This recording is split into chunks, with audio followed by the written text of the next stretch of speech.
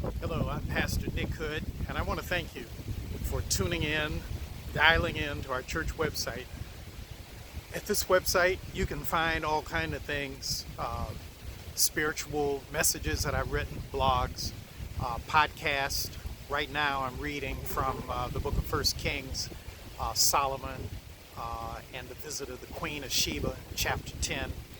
And there are prayers here, there are church announcements, all kind of things. So I hope you'll take a moment to look at it.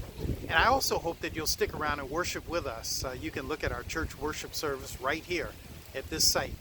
And my message this week is entitled, Your Best Days Are Ahead of You. And it's taken directly from 1 Kings chapter 10, where God tells Solomon that the blessings that are bestowed upon Solomon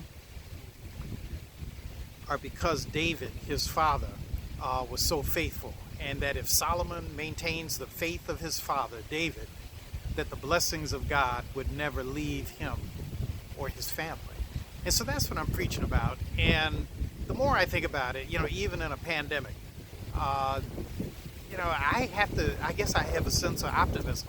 And my optimism is rooted in, I believe that God has ordained life that you and I might continually be fruitful, multiply, that we continually will be blessed, that God will continue to bestow upon us favor.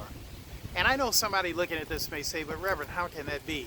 I'm old, I can't do what I used to do. Every morning when I wake up, I had to take an eye drop, one eye drop in each eye, because I have pre-glaucoma.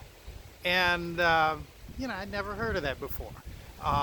But evidently, on my mother's side of the family, it was there. And so I take an eye drop every day. When I was 20, I didn't take an eye drop. But the point that I'm making is that everybody has some issue physically. Some of us have emotional, mental issues. And so I know somebody looking at this may say, how then can Nick Hood say that my best days are ahead of me? And I believe it is very possible.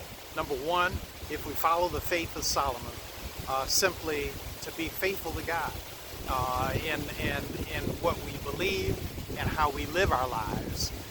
But secondly, not only that if we look at life with a sense of optimism and realize that every day of life is another day of opportunity, another day to get it right.